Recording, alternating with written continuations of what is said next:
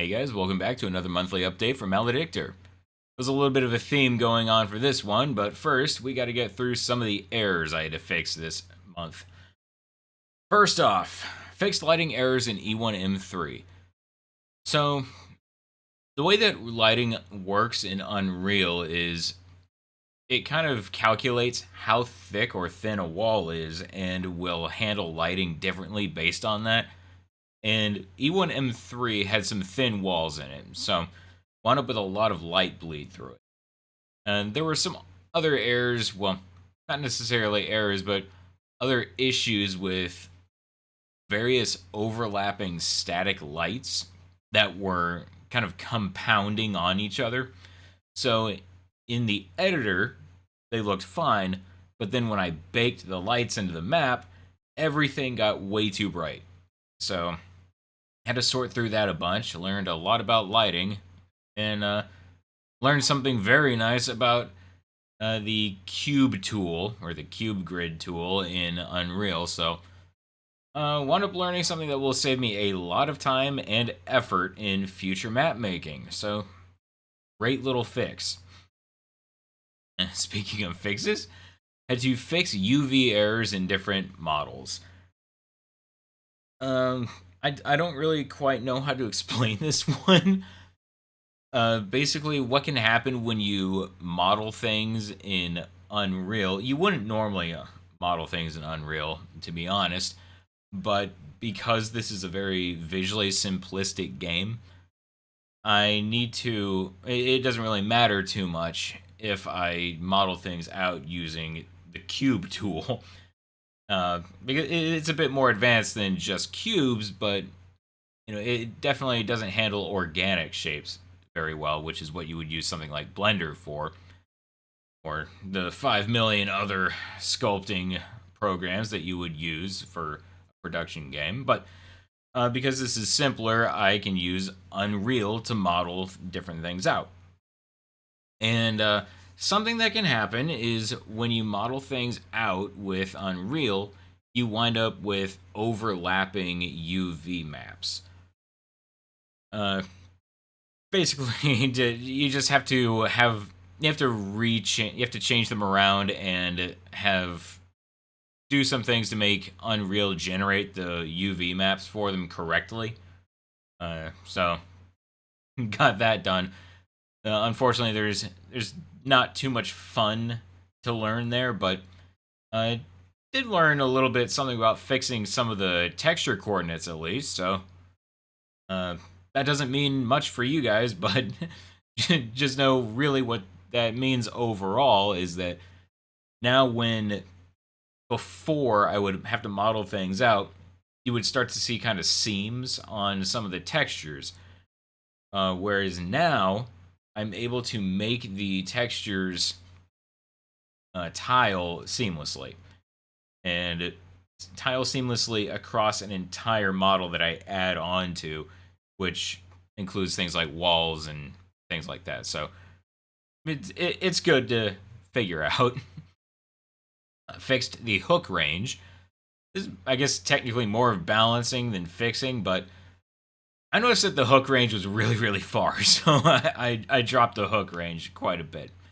For people who haven't played any of the testing or anything yet, just to clarify, the hook is your melee weapon, so reduced the range on your melee weapon a little bit, so it feels a little bit more intuitive.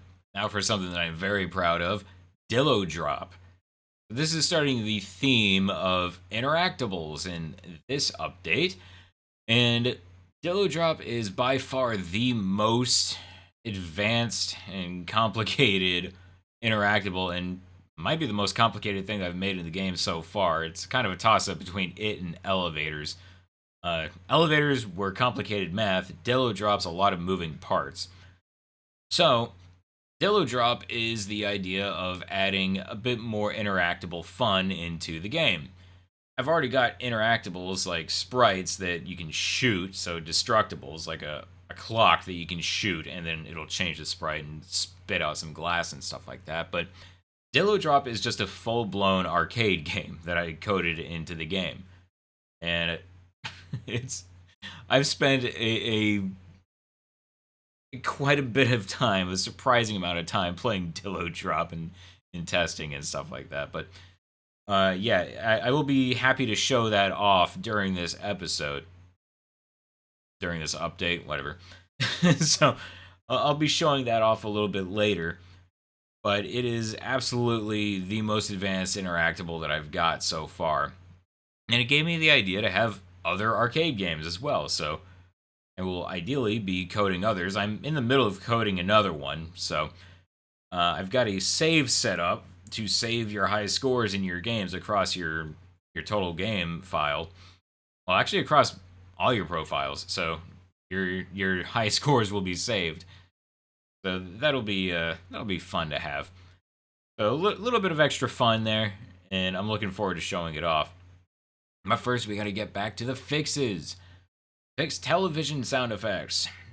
This one was just kind of an issue of spawning a sound versus playing a sound and keeping track of the sound that is spawned.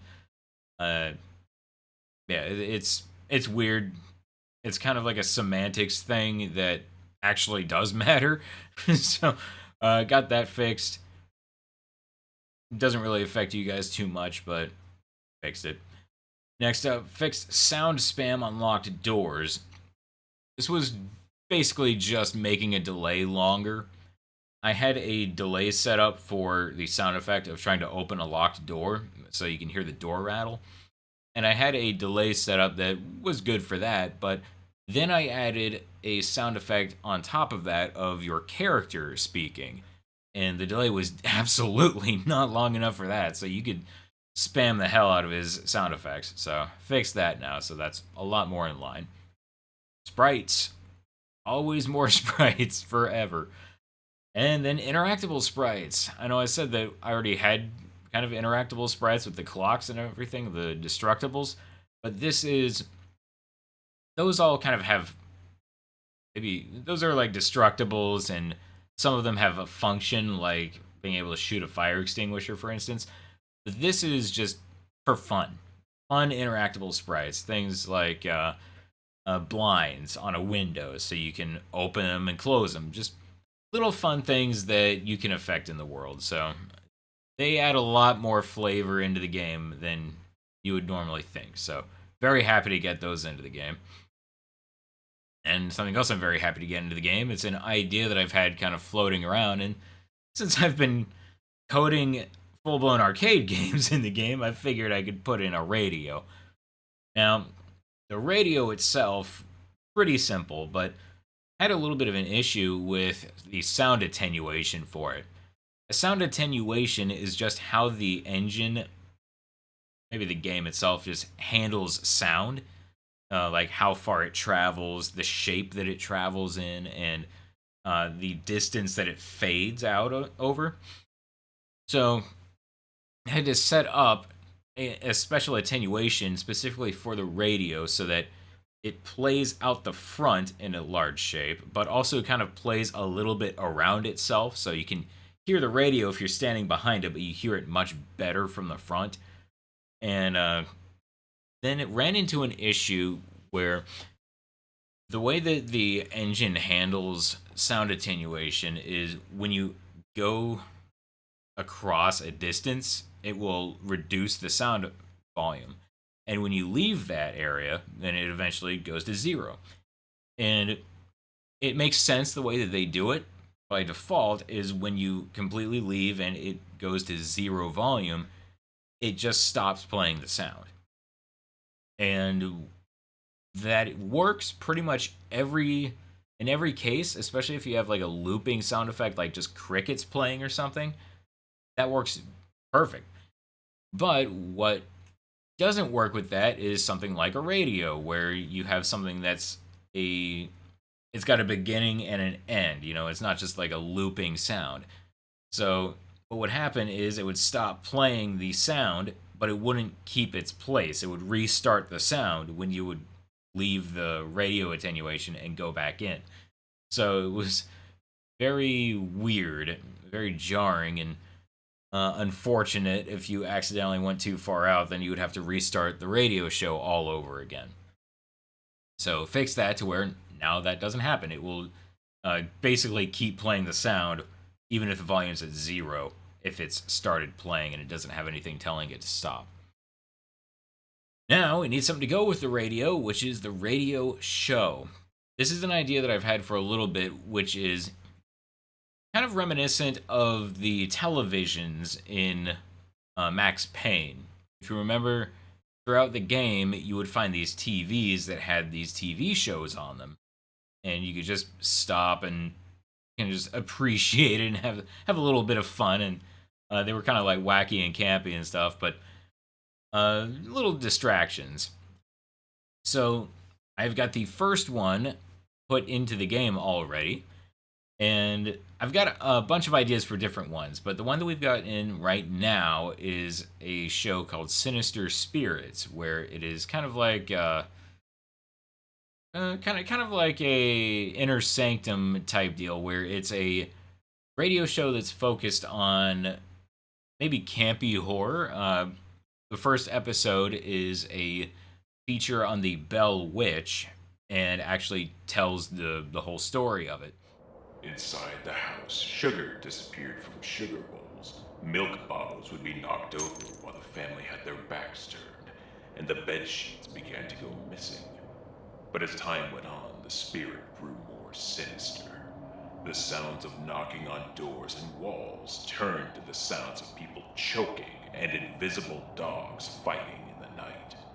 Chains were heard dragging across the floors, and the children would wake up at night to the sheets flying off their bodies and the sounds of their bedposts being chewed on.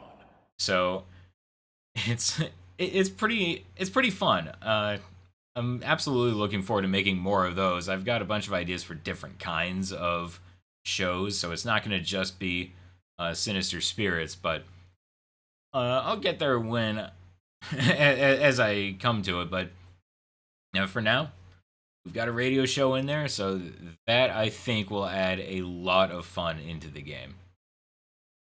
Next, we've got a glass material.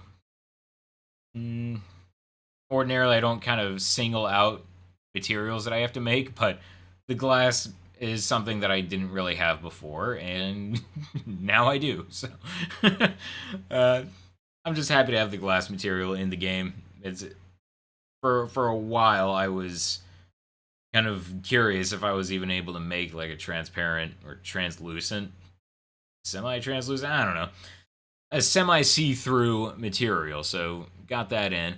It does have one little issue that I'm currently working on where it will not receive decals. So I'm kind of trying to figure out a way to spawn something with a decal on it on top of it, but I could also probably get away with just spawning a sprite on it.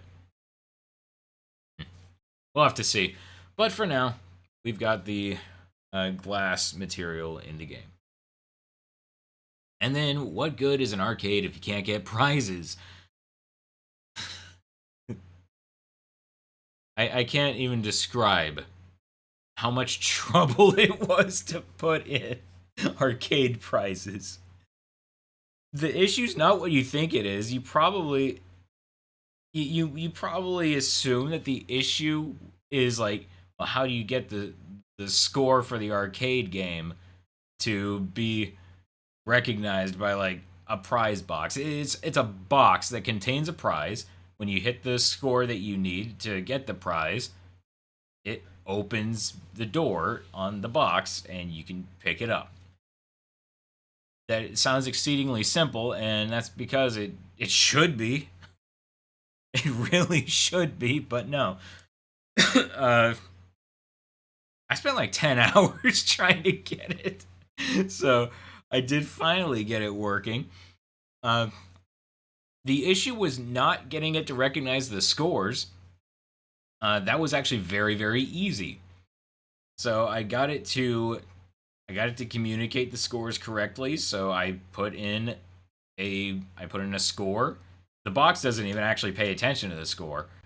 I put the score in for the prize on the arcade machine itself, and then it will open. And the issue is not getting it to open we're getting it to know when to open. The issue is actually not being able to pick up the item inside of it, and then once it opens, being able to pick up the item inside of it. The very easy approach would be to make the box, and then when it opens, like just have it contain a sprite, and then when it opens, you delete the sprite and then spawn in the item. But that's a little bit of work. I kind of wanted it to be a little more automated than that. I know. Maybe that's just hubris on my part. So the issue with doing that is the real reason why I didn't want to do that is because if I just put the sprite in, then I would need to have the sprite coded so that it rotates and follows the player. I could put the weapon or item pickup or whatever inside of the box and then just reduce the pickup radius. But the problem with that is that if I save the game and then load back in, that would delete that weapon and spawn in a new one with the pickup radius back to normal, so you'd be able to pick it up through the walls. So I wanted something that would be convenient for me in the editor and would also work between saving and loading. And so the solution to that, which wound up being, I don't even really know how I got it to work. I don't know how it was hard to get it to work. All the tools were there, but sometimes with Unreal, things just don't work. Some features get deprecated over time, and some work but have a lot of caveats to them. So essentially the way that it works now is I drop the item in, the box detects the item that is inside of it, and then it will freeze it. So it makes it to where I can't pick it up, in other words. And then I play the game, get the score, it opens up, then it deletes the item and then puts in a new one. And then putting in the new one, it is unfrozen. So then you can pick it up like normal, and importantly is that it works between saves. So got that fixed and got that working. That was way more trouble than it should have been.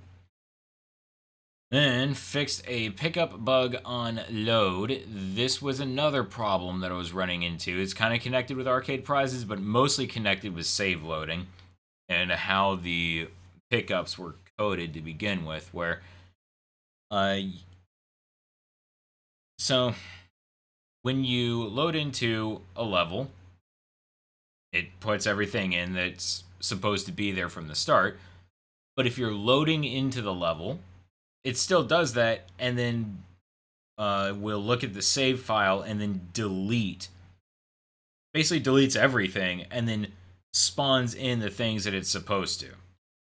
And what was happening was if you picked up an item, like you pick up a gun, and you're still on the area where you were standing, where it spawns, then you save, leave the map, and then load back into it, then you would already be overlapping the item.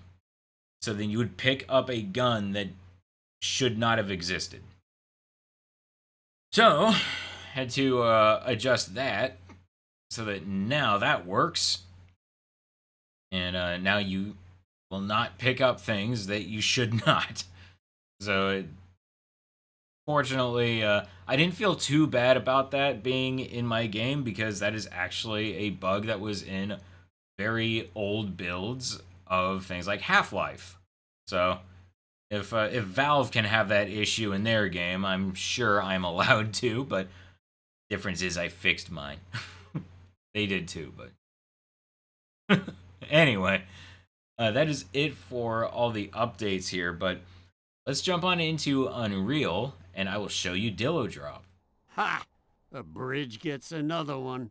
Ignore it. Anyway, here we are. We've got our Dillo Drop cabinet. We're able to turn it on. That is a real high score. And I know you're not impressed yet, but just wait till you get a chance to play this, and then you'll realize, like, you will wonder, how did I ever manage to get a high score like that? But anyway, you can see our high score correctly displays. It reads from a save. Our power meter is shown. Our current score is showing. It's playing the music. We've got our combo count and our shot count. We're able to set different power levels. That is 5 power. Go down to 1. You can see a very real difference in shot power. And let's try to gutter out here so that I can show you a real game of Dillo Drop. Center shot. Ideally, I will get a double combo at some point. Center shot. I don't want to give away too many secrets. That's why I didn't just immediately center shot it like crazy.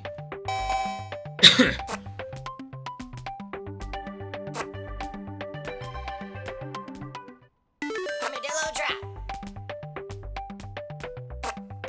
Maybe I don't need to keep my armadillo drop secrets this secret. Center shot. I've played a lot of this, I swear. Center shot. This game is dangerous, by the way. It is way too easy to just keep on playing it. Okay, so we got the combo. And you can see that the center spinner is spinning much faster than it was before. So, the important thing about combos is that they increase your score, and they also build towards a bonus shot. So, combos are very important, and that is why the spinner spins up.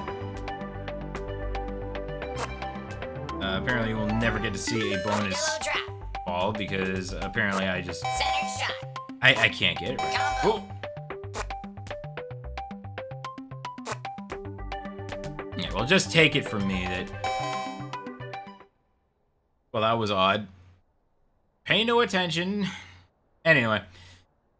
So basically what happened there was it bounced low enough in the hole that it was able to hit the collision box and then bounced out. And I decided that in that event, that happens so rarely, I'll just give the player the points. Why not? So, we go in here, you can see our cabinet, and you see all the components here. This is our interact collision box. It's just making sure that when we get in here that we're close enough to the buttons to be able to press them. This is important because if you remember from the previous episodes where we went into Unreal and actually showed off some of the interactables, if you did not have this, you didn't have this little range check, then that would mean that every time you press the interact button, you would interact with literally anything that could be interacted with, no matter where you were in the map. So this is making sure that you're in range. Then we've got our buttons that we can press. We've got our cabinet that I had to model, the wheel that I had to model. Of course, all the sprites that I had to make for the cabinet, the backdrop sprite. You can see our high score with all the numbers. These numbers are all individual too, so these are all individual sprite numbers. We'll get into that and why this is not as simple as you would think. So everything is set up here. Our power meter, there's no spot for sprites there. That is because our power meter is actually based off of the backdrop. So we're actually getting a completely different backdrop every time that you increase the power. But when it's powered off, obviously you don't have any power. So got that. Underneath, you can see this collision box sticking out the bottom here. That is our gutter. That's making sure that's just detecting when a ball has fallen below the tray, so it's no longer in play and needs to get deleted, and all the the scoring handling needs to happen. So if we go into our event graph here, I want to first go over a score system. So we've got this will divvy out the different points based on the hole that it went through, and we'll also go off of your combo amount. So that's how it gives you the bonus points. But here is where you remember when I said that the numbers for the score is not as simple as you would think. That is because you can't just type in a number like 10,000 and then have these numbers all change to be 10,000. You have to actually run through some code and some math in order to get it to display 10,000. So we've got our numbers here listed. This is our score for the 100,000s, our score for the 10,000s, score for thousands, hundreds, tens, and ones. And we have that on the bottom as well. So we're keeping track of that.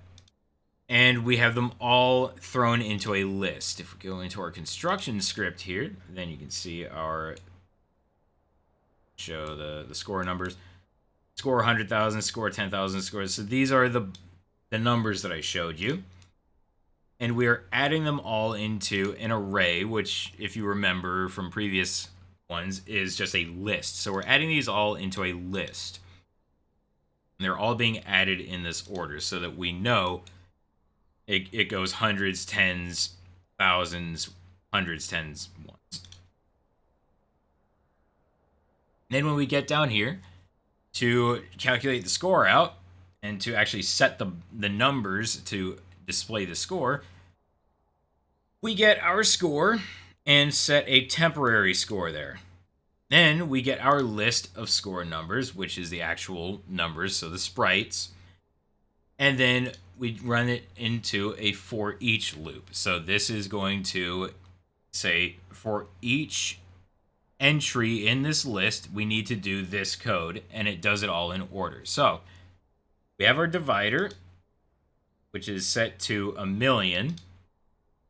A 1,000,000. And so we have it set to 1,000,000. We divide it by 10, and then set the divider. So now it would be 100,000. Then we got our temporary score and divide that by 100,000, and then get the number. So we get we've got our numbers. These are actually the number sprite itself. So if you think about, this is the component. So this is the components are basically like the slot. So this is the slot for the number, but then the sprite is the picture for the number. So we have our list of pictures of numbers here, and they go 0 through 9. And they are in that order on the list. So just a reminder that with coding in computers, when you have a list, 0 comes first. So we run this into, we get that number of our list. So let's say we had 100,000, and we just divided our temporary score by 100,000. Then we would get 1. So it will get 1. And these are integers, so they don't deal with decimal points. So we don't have to worry about, what if it's 150,000, then you would have 1.5. It just drops the decimal point. So it just gets that 1. So that would be 100,000. You get a 1. Set the sprite of the component. So you would set the 100,000 component to show the number 1. Then you go into a branch here, which is checking is our divider greater than our temporary score. So in that case, you would have, like, it should show a 0, in other words. Then if it is, then don't do anything. If it is, then set the temporary score to temporary score minus temporary score divided by divider times divider, and then subtract those. Basically what this is dropping a number. So if we just calculated out the 100,000s, then we're dropping the 100,000s. And so then you would be at the 10,000s. Which means that we would go back here. We'd have 100,000 divided by 10, so we would be at 10,000, and then we would run through the 10,000s. And it just keeps going through until we have no numbers left. So the reason why we do nothing here rather than set the number to 0 is because they're already set to 0. If you look here, they default to 0, so we don't have to do anything to get them to be 0. So that way we just don't do it. So then once that's all done, we reset our divider to 1,000,000. So that way we can just do that all again. So that is the system that we have to come up with in order to get this backdrop to show correctly. So it's simple things that wind up being way more complicated than they need to be. And then we basically do the same thing here for the high score number, except we do that once. We do that once we start the game up, so that we can tell, do we have a high score, or we can tell if we set a new high score, then it will set the new one. When we start up, when we first spawn the machine, then it will set the number. Anyway, we've got a bunch of these little blocks here. These are just checking to see if the ball overlapped a hole in the spinner. You can see we've got these little collision boxes here that way when it falls through, it knows to set the enumerator to the score amount. So if it's a large hole, a medium hole, a small hole, or a center hole. And we've got all this, which is handling things like checking your combo number. This is resetting your combo number and free ball number if you get a gutter ball. This goes on to see, do you have a free ball? And then if you do, it sets your free ball to 0 and then adds 1 to your ball count. So if you get a combo of 3, then you get a free shot. So you can technically play this forever. As long as you keep on making your shots, you'll technically be able to just keep playing as long as you want. That spinner is going to get really fast, though. Speaking of which, if we look at our spinner here, you can see this is the main code for it, which is just running a rotator timeline. So this is, just imagine a timer. And then as it goes, we are setting the rotation of our spinner. And then if we go down here to our set combo event, then this actually sets the speed of the rotator. This is our timer, so a reference to our timer. So this is just setting the play rate of this to make it play faster, which makes the wheel spin faster. And it sets the speed to combo number -1 times 0.1 plus 0.7.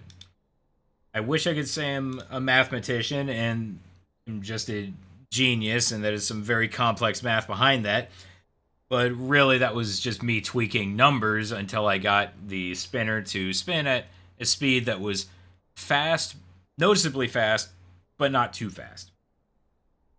And then we go along through here, check if the game is currently running. If it is not, then we don't need to actually display the combo number because it's just turned off.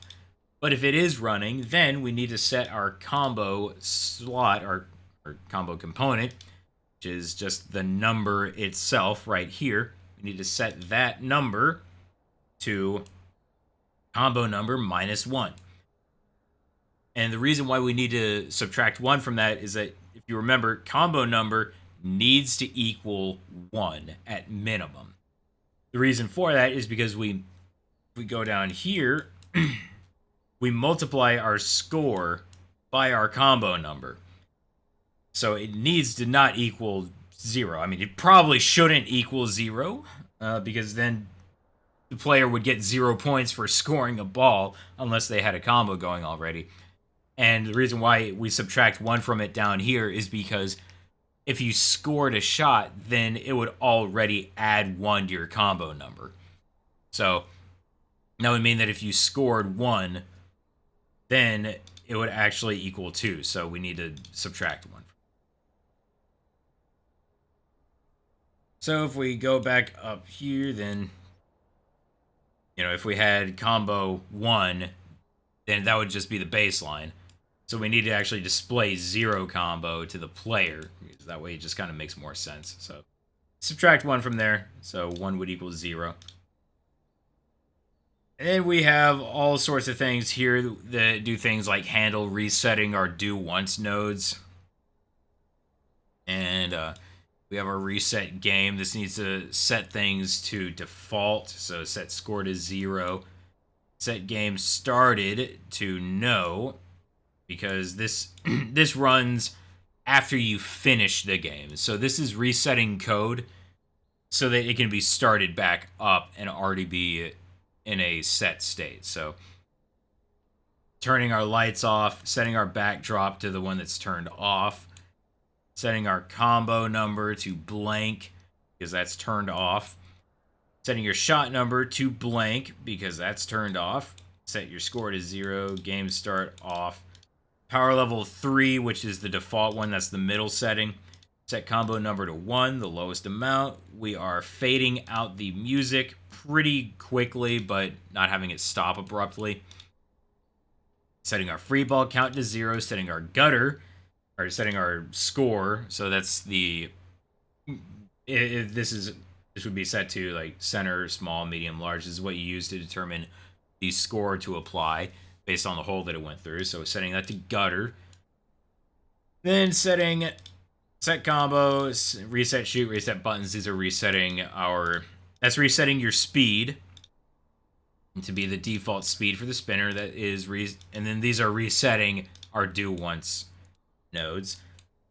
And then start game is doing stuff like starting up the actual game, playing the sound effect for that. We're playing it basically from a speaker that is at the spinner's location. Then setting our game light to be on, our backdrop to be the default one of default power. Combo is at 0, shot number is at 5. Set your score. So this actually applies the number, so that goes through the math that I mentioned before. Starts rotating, set your ball count. Set the game started so that the code knows that the game is running. Start playing the music and reset the buttons.